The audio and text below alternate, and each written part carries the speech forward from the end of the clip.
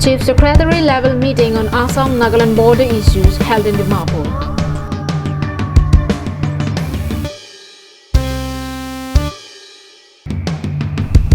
Daithar police station OC visit Lokhojan Keding Crow village.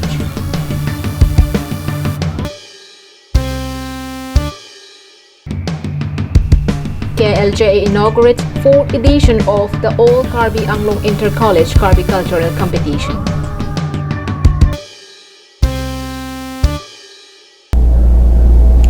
Good morning and welcome to Karbi Anglong Live News. You're with Julie Baby bringing you the latest news for today. Now the news in detail. With the aim of maintaining peace and neutrality by security forces and public of both states and age-old relations between people, a Chief Secretary level meeting between Assam and Nagaland on interstate border issues was held on Friday at Rododendro Conference Hall, Police Officers, Mess, Chumu Kedima, Nagaland. The team from Assam led by Kumar Sanjay Krishna, IAS Chief Secretary, Assam, consisted of Jisnu Barua, IAS Additional Chief Secretary, Home Bhaskar Jyoti Mahanta, IPS, Director General of Police, Mukesh Sagarwal, IPS, SDGP, Border, other senior officials and the Deputy Commissioners and Superintendent of Police of Karbi Anglong, Dima Hasao, Golaghat, Sivsagar, Jorhat and Charaideo. The team from Nagaland was led by Temjem Toy, IAS Chief Secretary, Nagaland, and consisted of T. John Longkumar, IPS, Director General of Police, Abhijit Singha, IAS, Principal Secretary, Home, Renchamo P. Kikon, IPS, ADG, LNO, other senior officials of the state along with the Deputy Commissioners and Superintendent of Police of Mon Longling, Mukokchung, Vokha, Dimapur and Paran districts. During the meeting, several important issues pertaining to the interstate border areas, the disputed area belt, and the provisions of the Special Operating Procedure for deployment of CAPFS in the AB along with the Assam-Nagaland border were discussed. The Chief Secretary of Nagaland and the DGP Nagaland stressed upon the need for maintenance of neutrality by the central forces and other security forces of Assam in the disputed area belt, and also for not taking any unilateral action which may create misunderstanding. The matter regarding the constraint existing in the present SOP from the viewpoint of Nagaland was also brought up, and it was impressed for taking suitable corrective measures in this regard. On the other hand, the Chief Secretary, Assam, the Additional Chief Secretary, Home, the DGP, Assam and other officials stressed on the need for having joint patrolling by the security forces of both the states in the disputed area belt and for holding borders meetings on a regular basis between the concerned DCS, SPS and the border magistrates of the two states so that any issue or situation developing anywhere could be sorted out amicably. Officials of both sides also agreed that there should be regular communication among the senior officials of both the states looking into the border matters. In addition to this, both sides felt that SPS of the bordering district of the two states need to have regular communication for strengthening coordination and cooperation among themselves so that prompt action gets taken against criminal and anti-social activities in the border areas. Officials of both states also decided to encourage frequent sports and cultural exchanges between the people of the two states living in the border areas.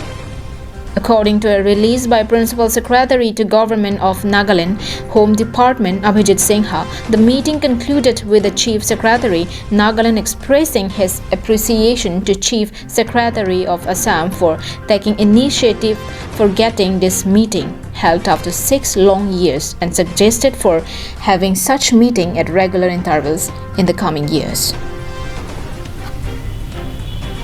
Anantarang's report from Bokajan for Karbi Anglong Live. Officer in charge of Daithar police station under Dwarbagori constituency had on Saturday paid a visit to Keding Crow village, where some people belonging to T tribes community had encroached upon the land and constructed PMAY scheme houses. More from our correspondent's report. After receiving news of the illegal construction in his area time and again, OC Pratap Senar had once again personally paid a visit to the spot to acquaint with the current ground situation of the area. It may be noted that there is no clear demarcation of boundary between Karbi Anglong and Golaghat, due to which people from both sides of the border often fall in confusion to identify the borderline. People are often seen violating the border regulations and doing whatever they like. The KAAC has not yet taken adequate steps to let the people know the definite boundary of the district. Thus, during the lockdown period, the T tribe's people began construction of PMAY houses in Keding Crow village area, which lies in the border area between the two districts. Upon witnessing these illegal activities, one local man named Sar Im Crow informed the news to the ARO, Daithor Police Station OC and MEC Richard Dogby. Even the security personnel from Daithor Police Station have visited the place twice in the past and asked the intruders to refrain from carrying out any activities in the area. Despite that, disregarding the advice of the police and not honoring the authority of KAAC, the intruders resumed the construction on Friday.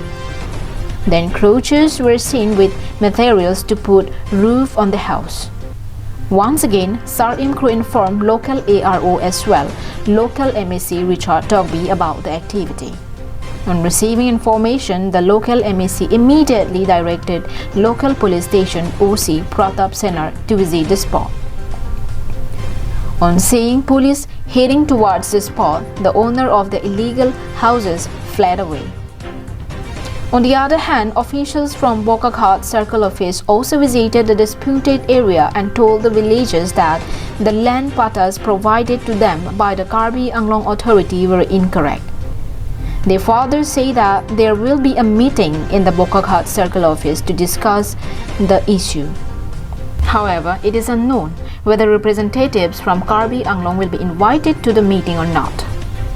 Meanwhile, concerned persons of the area asserted that the construction of these illegal houses must be stopped as geotag producer is being used for locating the exact spot where PMAY house is to be constructed.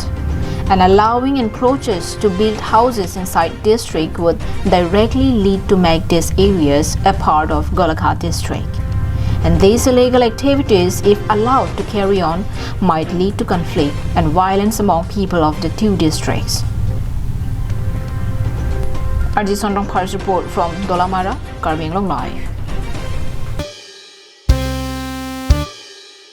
The Karbi Law Charlie Jutangaterang had on Saturday inaugurated the 4th edition of All Karbi Anglong Inter-College Karbi Cultural Competition at an event held at Rangsana Sarpo Cultural Hall, Luru Langso. Amid several restrictions by the government to prevent the spread of COVID-19, this edition of the competition will be conducted in online mode. More from our correspondent's report. The day of inauguration began with KLA President Singja Tisu hosting the flag at 8:30 a.m. in the morning. Several members of the team were present during the session. President Singja Tisu urged every member of his team to cooperate for the success of the event.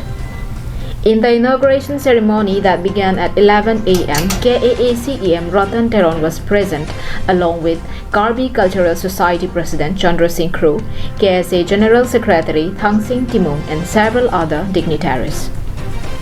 KLJA members informed during the program that due to the ongoing pandemic situation and the several government guidelines, this edition of the competition could not be conducted in a grand manner.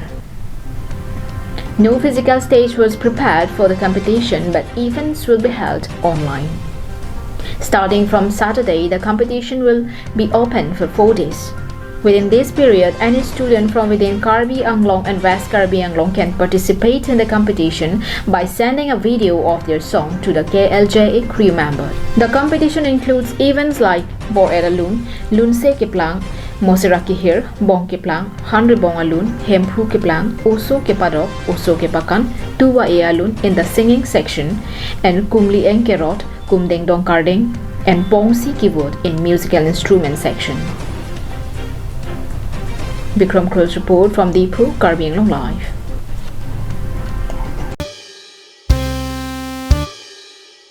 now, let's take a commercial break. More updates after the breaks. Humridam ikta.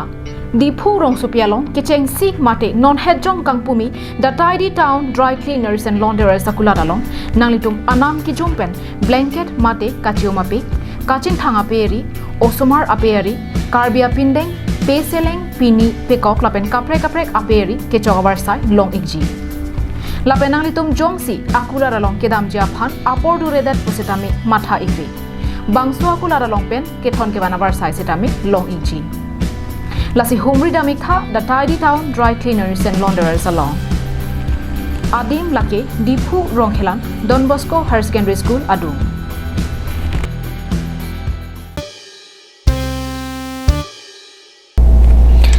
Welcome back after the break. The Assam Sahitya Sabha Hanjanglangso has urged upon the Karbi Anglong Autonomous Council for early completion of its office, whose construction have not been completed till date due to reasons best known to them. Our correspondent has sent us this report. The construction of the Assam Sahitya Sabha Hanjanglangso unit office near Karbi Anglong Seva Kendra was sanctioned at the time when late Janardhan Pathak was the Deputy Commissioner of the KAAC in memory of late Junaram Gogoi in 2016 at the cost of ₹20 lakhs. The scheme for construction of the Assam Sahitya Sabha office was taken up by the KAAC and the Panchayat and Rural Development. However, the office is still waiting to see the light of the day as its construction work got abandoned due to reasons best known to the authority.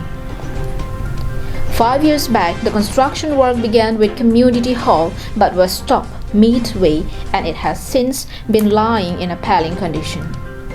Following this, the Assam Sahitya Sabha Hanjanglangso branch has urged upon the KAAC and concerned department and contractor for its early completion, as it is located near the road and has been attracting increasing criticism by people passing by. Anantarang's report from Bokajan, Karbi Anglong Live. The hard work and persistent will-be of Theribasa villagers are one encouraging story for people going through hardships following the nationwide lockdown, impacting the economic and social life of all sections of the society. Despite this lockdown and its far-reaching impact, farmers of this village did not give up their strong will to fight back the ongoing crisis.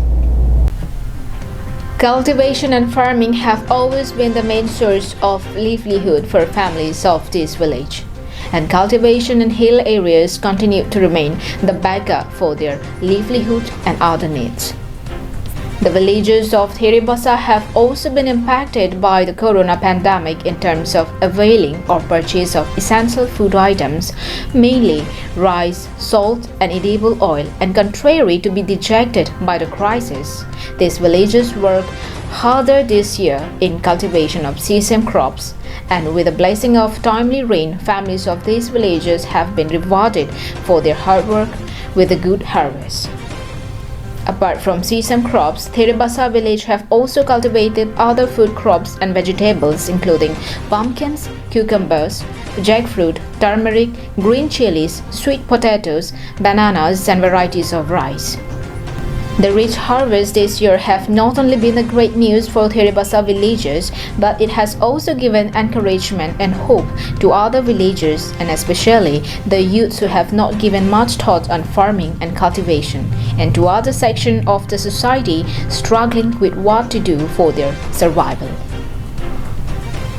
Vikram Taran's report from Danarong for Karbi Anglong Live. Well, those were the top stories for today. Thank you for your time and thank you for watching Karbi Anglong Live. Have a good day.